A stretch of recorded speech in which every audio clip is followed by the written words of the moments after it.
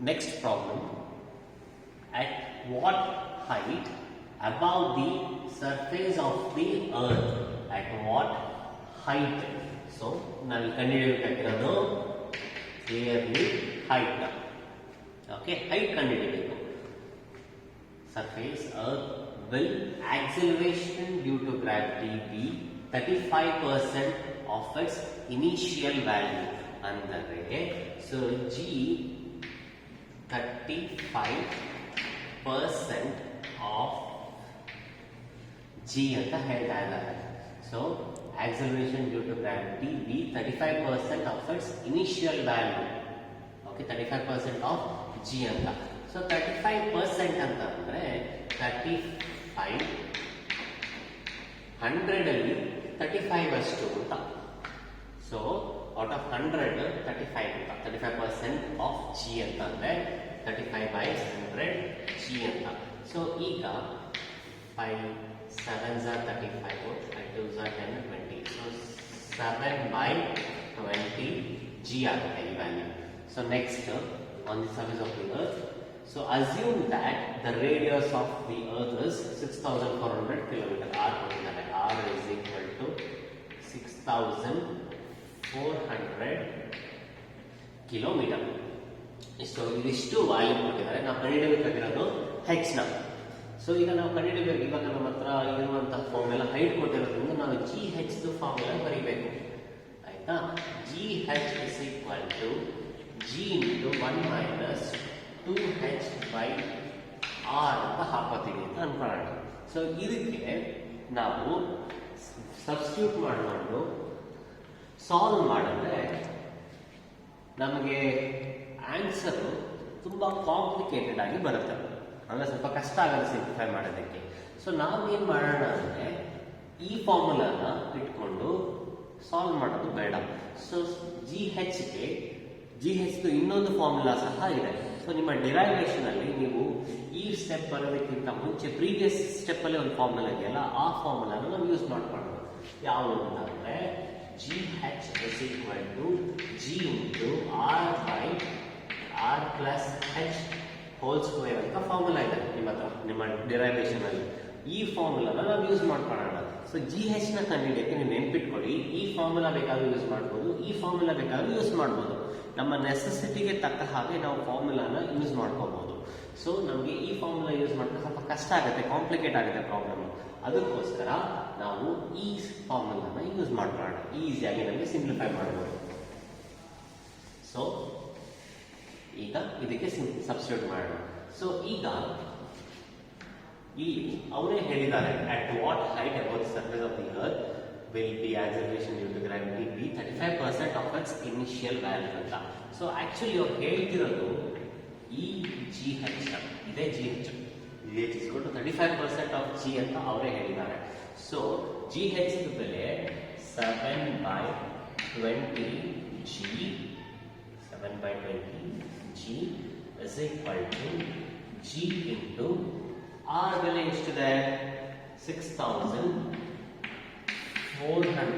divided by ಪುನಃ R ಬೆಲೆ 6400 plus H.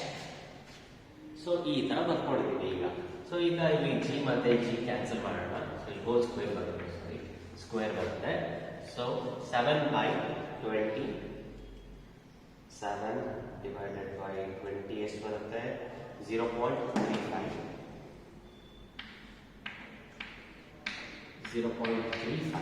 is equal to 6400 divided by 6400 plus h. So ಇಲ್ಲಿ square ಇದೆಯಲ್ಲ, ಇದನ್ನ ನಾವು ಲೆಫ್ಟ್ ಹ್ಯಾಂಡ್ ಸೈಡ್ಗೆ ಶಿಫ್ಟ್ ಮಾಡೋಣ. ಸ್ಕ್ವೇರ್ ಲೆಫ್ಟ್ ಹ್ಯಾಂಡ್ ಸೈಡ್ಗೆ ಶಿಫ್ಟ್ ಮಾಡಿದ್ರೆ ಇದು ಸ್ಕ್ವೇರ್ ರೂಟ್ ಆಗುತ್ತೆ, ಗೊತ್ತಾ? ಸೊ ಇದನ್ನ ನೀವು ಮ್ಯಾಥಮೆಟಿಕ್ಸ್ ಕ್ಲಾಸಲ್ಲಿ ಕಲ್ತಿರ್ತೀರ, ನಿಮ್ಗೆ ಹೇಳ್ಕೊಡಿರ್ತಾರೆ ನಿಮ್ಮ ಲೋವರ್ ಕ್ಲಾಸಸ್ ಅಲ್ಲಿ. So square right hand side ಇರೋ ಸ್ಕ್ವೇರ್ನ ನಾವು ಲೆಫ್ಟ್ ಹ್ಯಾಂಡ್ ಸೈಡ್ ಶಿಫ್ಟ್ ಮಾಡಿಕೊಂಡ್ರೆ ಅದು ಸ್ಕ್ವೇರ್ ರೂಟ್ ಆಗುತ್ತೆ. ಸೊ ಸ್ಕ್ವೇರ್ ರೂಟ್ ಆಫ್ 0.35 0.591 ಬರುತ್ತೆ is equal to 6400 divided divided by 6400 plus h ಆಗುತ್ತೆ.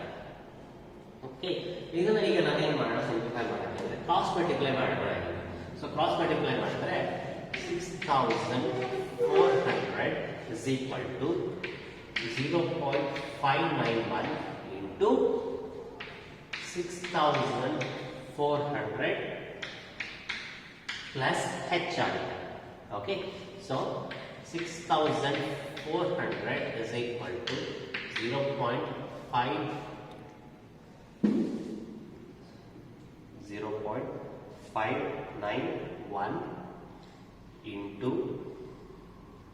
6400 ಎಷ್ಟು ಬರುತ್ತೆ?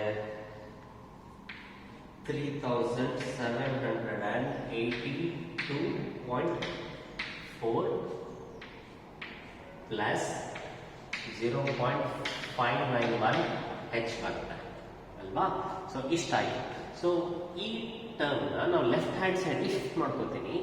So 6400 minus 3782.4 is equal to 0.591 h ಆಗುತ್ತೆ.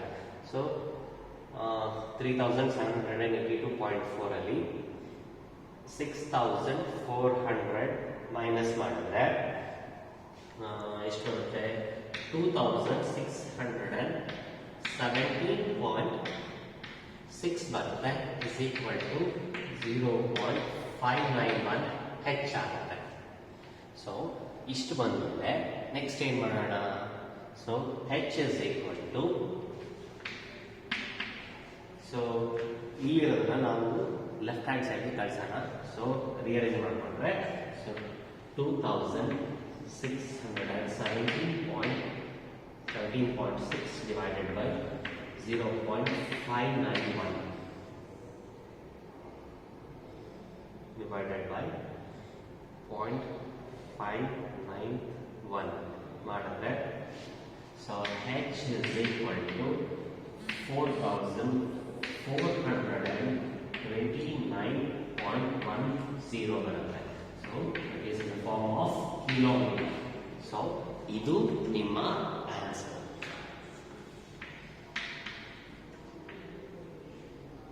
ಸೊ ಇದು ನಿಮ್ಮ ಆನ್ಸರ್ ಆಗುತ್ತೆ. ಸೊ 4429.10 ಕಿಲೋಮೀಟರ್ ಆಗುತ್ತೆ. ಸೊ ಇಲ್ಲಿ ಏನ್ ಮಾಡಿದ್ವಿ ನಾವು? ಸೊ ಕ್ವೆಶ್ಚನ್ ಅಲ್ಲಿ ಅವರು ಕ್ಲಿಯರ್ ಆಗಿ ಹೇಳಿದ್ದಾರೆ, ಅಟ್ ವಾಟ್ ಹೈಟ್ ನ ನೀವು ಕಂಡುಹಿಡಿಬೇಕು. Above the surface of the earth, above ಅಂದ್ರೆ ಅಬೌವ್ ದಿ ಅಂದ್ರೆ ಹೈಟ್ ಅದು will be acceleration due to gravity. Acceleration due to gravity because of the height ಅವರೇ ಬಾಯ್ಬಿಟ್ಟು ಹೇಳಿದ್ದಾರೆ. So that is 35% of it's initial value ಅಂತಾನು ಹೇಳ್ತಾ ಇದ್ದಾರೆ. ಅಂದ್ರೆ 35% of it's value ಆಗಿರುತ್ತೆ. So 35% of G, 35% of G ಅಂತಂದ್ರೆ 35/100. ಸೊ 100 ಅಲ್ಲಿ 35 ಅಷ್ಟು ಇರುತ್ತೆ ಅಂತ ಅರ್ಥ. 35%. ಸೊ ಜಿ ಅದು ಸಿಂಪ್ಲಿಫೈ ಮಾಡಿದ್ರೆ 7/20 ಜಿ ಆಗುತ್ತೆ. So then so assume that the radius of earth is 6400 kilometre. Radius of the earth ಎಷ್ಟು ಅಂತ ಹೇಳಿದ್ದಾರೆ? 6400 ಕಿಲೋಮೀಟರ್ ಅಂತ ಹೇಳಿದ್ದಾರೆ. ಸೊ ನಾವು ಯೂಶುವಲಿ ಕಾಮನ್ ಆಗಿ ಯೂಸ್ ಮಾಡ್ತಾ ಇರೋ ಫಾರ್ಮುಲಾ ಜಿ ಎಚ್ ಗೆ acceleration due to gravity because of the height ಗೆ ಜಿ ಇಂಟು 1 - 2h/r ನಾವು ಯೂಸ್ ಮಾಡ್ತಾ ಇದ್ವಿ. ಬಟ್ ಇಲ್ಲಿ ಆ ಫಾರ್ಮುಲಾ ಯೂಸ್ ಮಾಡಿದ್ರೆ ನಮಗೆ ಆನ್ಸರ್ ಸ್ವಲ್ಪ ಕಷ್ಟ ಆಗುತ್ತೆ, ಸಾಲ್ವ್ ಮಾಡೋಕ್ಕೆ, ಸಿಂಪ್ಲಿಫೈ ಮಾಡೋಕ್ಕೆ ಸ್ವಲ್ಪ ಕಷ್ಟ ಆಗುತ್ತೆ. ಸೊ ಅದಕ್ಕೋಸ್ಕರ ನಾವೇನು ಮಾಡ್ತಾ ಇದ್ದೀವಿ, ಈ ಫಾರ್ಮುಲಾನ ಯೂಸ್ ಮಾಡ್ತಾ ಇದ್ದೀವಿ. ಸೊ ನಮ್ಮ ಡಿರೈವೇಷನ್ ಅಲ್ಲಿ ಪ್ರೀವಿಯಸ್ ಸ್ಟೆಪ್ ಅಲ್ಲಿ ಈ ಫಾರ್ಮುಲಾ ಬಂದಿರುತ್ತೆ, ನೀವು ನೋಡ್ಬೋದು ಬೇಕಾದ್ರೆ ಡಿರೈವೇಷನ್ ಅಲ್ಲಿ. ಸೊ ಆ ಫಾರ್ಮುಲಾ ಹಾಕೊಂಡು ಸಬ್ಸ್ಟಿಟ್ಯೂಟ್ ಮಾಡಿ ಸಿಂಪ್ಲಿಫೈ ಮಾಡಿದ್ರೆ ನಮಗೆ ಈಸಿಯಾಗಿ ಆನ್ಸರ್ ಬರುತ್ತೆ. ಸೊ ನಮಗೆ ನಮ್ಮ ರಿಕ್ವೈರ್ಮೆಂಟ್ಸ್ ಪ್ರಕಾರ ನಾವು ಫಾರ್ಮುಲಾನ ಯಾವ್ದು ಬೇಕಾದ್ರೂ ಯೂಸ್ ಮಾಡ್ಕೋಬಹುದು. ಸೊ ಇದನ್ನ ಸ್ವಲ್ಪ ಅರ್ಥ ಮಾಡ್ಕೋಬೇಕು ನೀವು ಅಷ್ಟೇ ಪ್ರಾಬ್ಲಮ್ ಅಲ್ಲಿ. Next problem, a body weighs 63 Newton on the surface of the earth. ಇಲ್ಲಿ a body weighs ಅಂತ ಹೇಳ್ತಾ ಇದ್ದಾರೆ. ಅಂದ್ರೆ ಆ ಬಾಡಿದು, ಒಂದು ಬಾಡಿದು ವೆಯ್ಟ್ ಬಗ್ಗೆ ಹೇಳ್ತಾ ಇದ್ದಾರೆ. ಸೊ ವೆಯ್ಟ್ ಅಂತ ಅಂದ್ರೆ mass into acceleration due to gravity. Weight ಅಂದ್ರೆ mass into acceleration due to gravity, W = mg. So ಅದನ್ನು ನಾನು ಸ್ಟಾರ್ಟಿಂಗ್ ಕ್ಲಾಸಲ್ಲೇ ಹೇಳ್ಕೊಟ್ಟಿದ್ದೆ. ವೆಯ್ಟ್ ಅಂದ್ರೆ mass into acceleration due to gravity. So ಅದು ಎಷ್ಟು ಕೊಟ್ಟಿದ್ದಾರೆ, 63 ನ್ಯೂಟನ್ ಅಂತ ಕೊಟ್ಟಿದ್ದಾರೆ. Okay, on the surface of the earth. What is the gravitational force? ಏನ್ ಕಂಡುಹಿಡಿಬೇಕು? ಗ್ರಾವಿಟೇಷನಲ್ ಫೋರ್ಸ್ ಕಂಡುಹಿಡಿಬೇಕು, ಅಂದ್ರೆ ಎಫ್ ಕಂಡುಹಿಡಿಬೇಕು ಎಷ್ಟು ಅಂತ. Okay, on its surface due to the earth at a height, ನೆನ್ಪಿಟ್ಕೊಳ್ಳಿ, at a height equal to half the radius of the earth. ಅಂದ್ರೆ H ಎಷ್ಟು, ರೇಡಿಯಸ್ ಅರ್ಧದಷ್ಟು ಅಂತ. ಹೆಚ್ ಇಸ್ ಈಕ್ವಲ್ ಟು r/2 ಅಂತ. ಓಕೆ, ಸೊ ಇಲ್ಲೇ ಕೊಟ್ಟಿದ್ದಾರೆ, due to the earth at a height equal to half the radius of the earth, given that the radius of the earth is 6400 kilometre. r is equal to 6400 kilometre. So ಇದಿಷ್ಟು ಕೊಟ್ಟಿದ್ದಾರೆ. So ಈಗ ಇದನ್ನ ಇಟ್ಕೊಂಡು ನಾವೇನ್ ಕಂಡುಹಿಡಬೇಕು? Force ನ ಕಂಡುಹಿಡಬೇಕು, ಇಷ್ಟು data ಇಟ್ಕೊಂಡು. So ಈಗ ನಮಗೆ ಹೈಟ್ ಬಗ್ಗೆ ಅವ್ರು ಹೇಳ್ತಾ ಇದ್ದಾರೆ. ಸೊ ಅದರಿಂದ acceleration due to gravity because of the ಹೈಟ್ಗೆ ಇರುವಂತಹ ಫಾರ್ಮುಲಾ ಯಾವುದು? GH is equal to G into 1 minus 2h/r. ಆ ಫಾರ್ಮುಲಾ ಹಾಕೊಂಡು ಸಿಂಪ್ಲಿಫೈ ಮಾಡಿದ್ರೆ ಸ್ವಲ್ಪ ಕಷ್ಟ ಆಗುತ್ತೆ. ಸೊ ಅದಕ್ಕೋಸ್ಕರ ನಮ್ಗೆ ಆಲ್ಟರ್ನೇಟ್ ಫಾರ್ಮುಲಾ ಅದಕ್ಕೋಸ್ಕರ ಅಂತಾನೆ ಇದೆ. ಯಾವುದದು? GH is equal to G into r/r plus h whole square. So ಇದನ್ನ ನಾವು ಯೂಸ್ ಮಾಡ್ಕೊಳ್ಳೋಣ.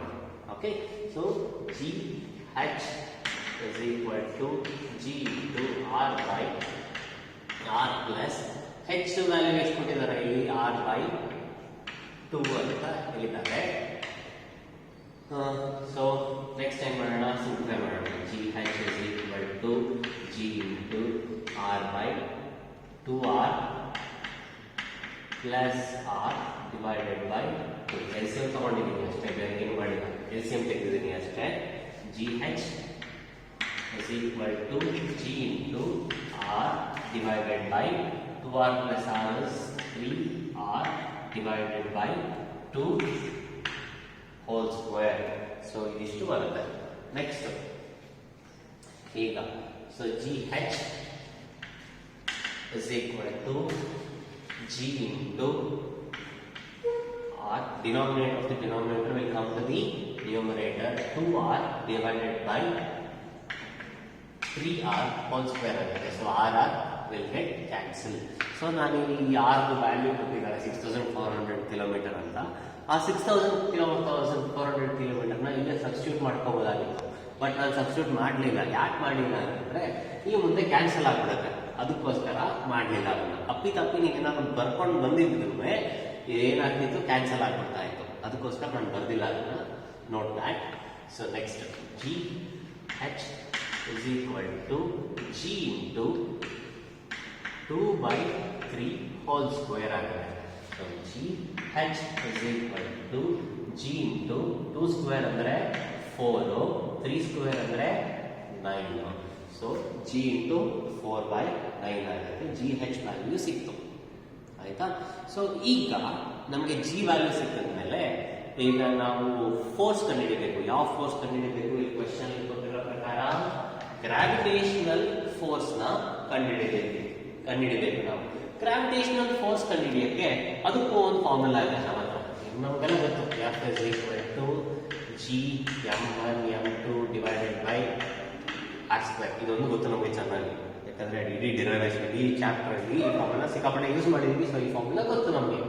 ಈ ಫಾರ್ಮುಲಾಗೆ ಯೂಸ್ ಮಾಡಿಕೊಂಡು ಸಿಂಪ್ಲಿಫೈ ಮಾಡೋಕ್ಕೆ ಸ್ವಲ್ಪ ಕಷ್ಟ ಆಗುತ್ತೆ.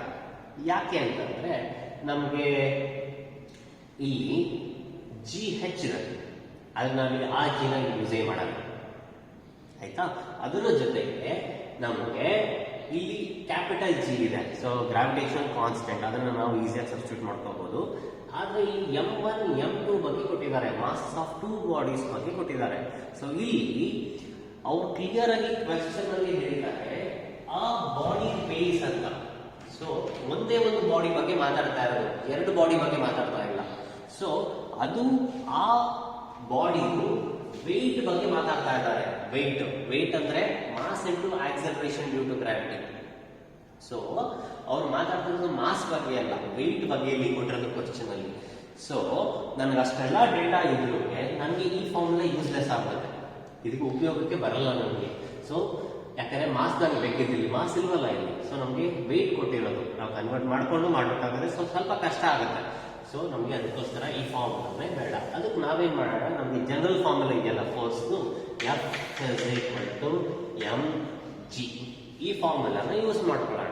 ಸೊ ಇಲ್ಲಿ ನಮಗೆ ಗೊತ್ತಿರೋ ಜಿ ಯಾವುದು, GH. ಆ GH ನ ಯೂಸ್ ಮಾಡ್ಕೊಳ್ಳೋಣ. Force is equal to mass into acceleration due to gravity. So acceleration due to gravity because of the height ನಮಗೆ ಬೇಕಾಗಿರೋದ್ರಿಂದ ಸೊ GH ಅಂತಾನೆ ಹಾಕೊಳ್ಳೋಣ.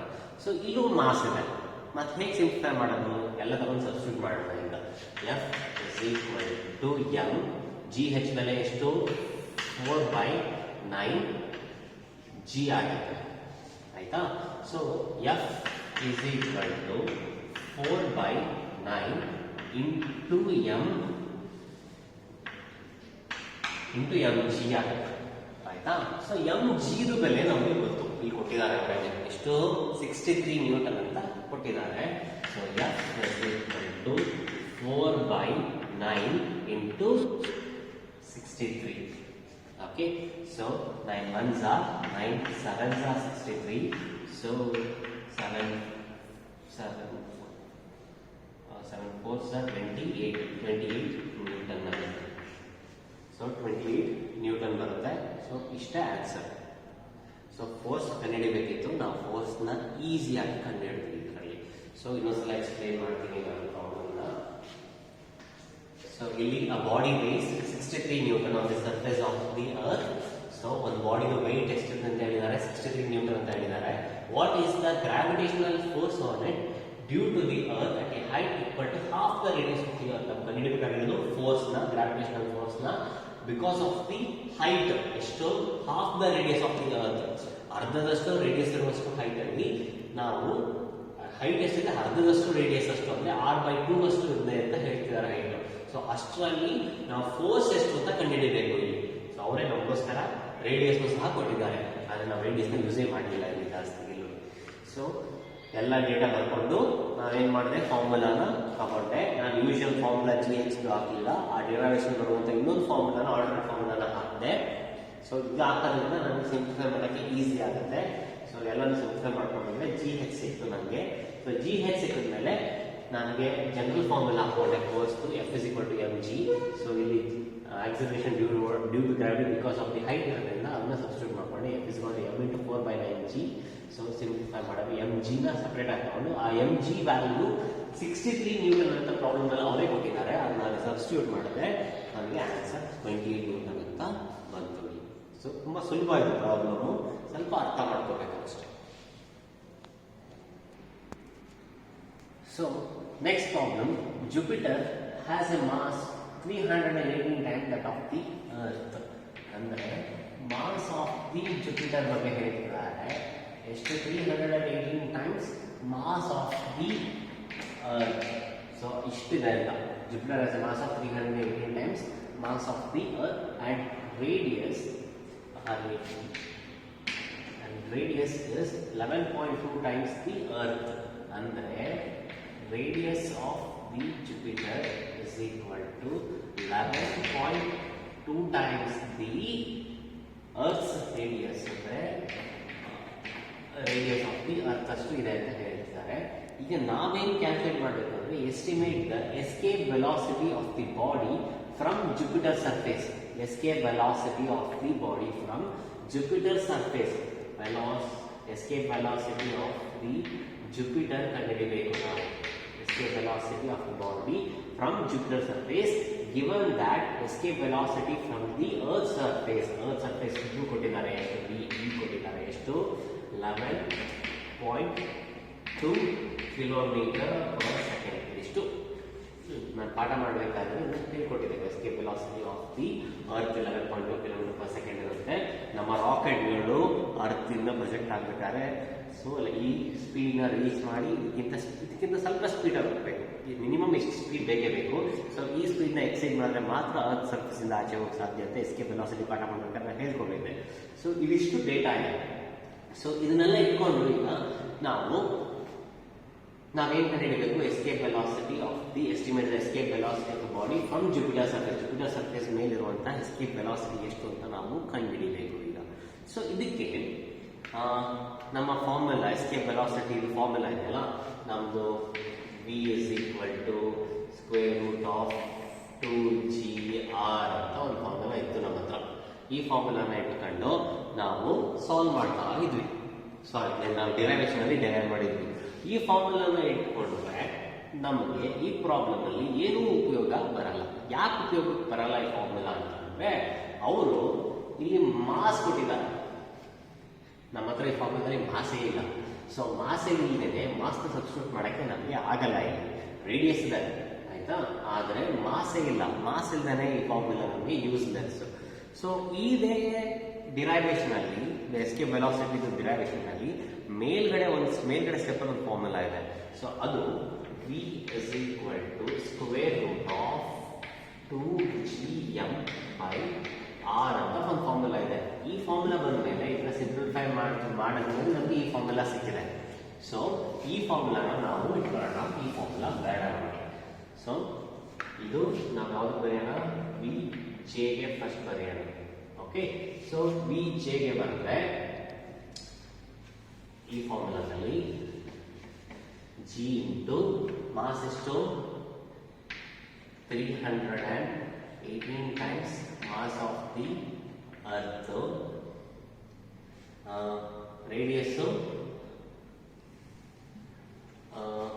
So this is for the ಅರ್ತ್ಗೆ ಬರೆಯೋಣ 300. ಫಸ್ಟ್ ಅರ್ತ್ಗೆ ಬರೆಯೋಣ V is equal to square root of 2gm by r. So ಇದು ಯಾವುದು ಅರ್ತ್ಗೆ. ಸೊ ಈಗ ಜುಪಿಟರ್ಗೆ ಬರೆಯೋಣ 318 times mass of the earth divided by R ಎಷ್ಟಿದೆ 11.2 times radius of the earth. So ಈಗ ಇದನ್ನ ನಾವು ಏನ್ ಮಾಡೋಣ, ಸಿಂಪ್ಲಿಫೈ ಮಾಡೋಣ ಸ್ವಲ್ಪ. ಸೊ ಹೇಗೆ ಸಿಂಪ್ಲಿಫೈ ಮಾಡೋಣ ಅಂತಂದ್ರೆ v J is equal two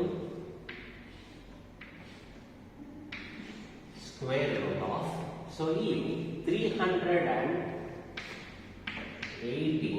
divided by 11.2 ನ ಹಾಗೆ ಇಟ್ಕೊಂಡು 2gm ಡಿವೈಡೆಡ್ ಬೈ ಆರ್ ನ ಹಾಗೆ ಇಟ್ಕೊಳ್ಳೋಣ. ಸೊ ಈ escape velocity of the earth ಇದೆಯಲ್ಲ, ಸೊ ಇಲ್ಲಿ gme divided by R e ಆಗಿ ಇರುತ್ತೆ. ಆಯ್ತಾ? ಸೊ ಈ ತರ ಆಯ್ತು. ಸೊ 318 ಡಿವೈಡೆಡ್ ಬೈ 11.2 ಅಂದ್ರೆ ಎಷ್ಟು ಬರುತ್ತೆ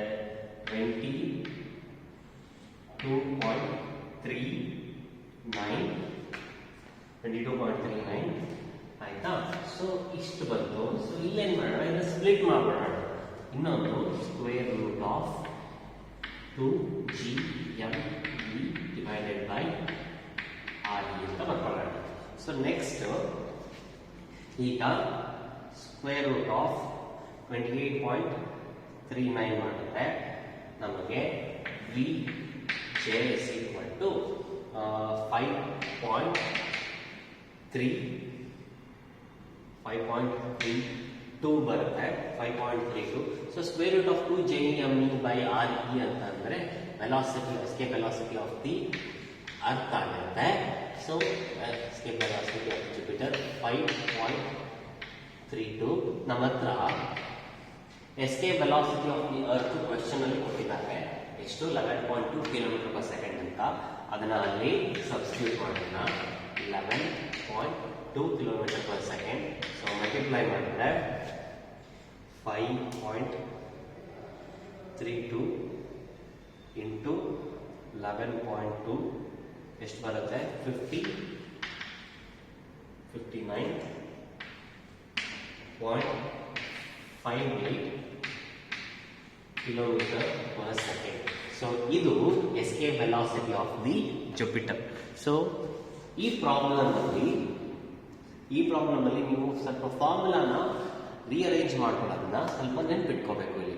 ಸೊ ಇವ್ರು ಕೊಟ್ಟಿರೋ ಪ್ರಕಾರ Jupiter has a mass of 318 times that of the earth. Mass of the Jupiter ಎಷ್ಟು? 318 times mass of the earth ಅಂತ ಹೇಳ್ತಿದ್ದಾರೆ. And its radius is 11.2 times the radius of the earth ಅಂತಾನು ಹೇಳ್ತಾ ಇದ್ದಾರೆ. ಅದನ್ನು ಬರ್ಕೊಂಡಿದ್ವಿ. ನಾವೇನ್ ಕ್ಯಾಲ್ಕುಲೇಟ್ ಮಾಡಬೇಕು? Escape velocity of the Jupiter body from Jupiter surface. ಆ ಒಂದು ಬಾಡಿ ಜುಪಿಟರ್ ಸರ್ಫೇಸ್ ಮೇಲಿಂದ ಆಚೆ ಹೋಗ್ಬೇಕು ಅಂದ್ರೆ ಎಷ್ಟು ಎಸ್ಕೇಪ್ ವೆಲಾಸಿಟಿ ಇರುತ್ತೆ ಜುಪಿಟರ್ ಮೇಲೆ ಅನ್ನೋದನ್ನ ಕ್ಯಾಲ್ಕುಲೇಟ್ ಮಾಡಬೇಕು. ಅವರು ನಮಗೋಸ್ಕರ escape velocity of the earth value ಕೊಟ್ಟಿದ್ದಾರೆ 11.2 ಕಿಲೋಮೀಟರ್ ಪರ್ ಸೆಕೆಂಡ್.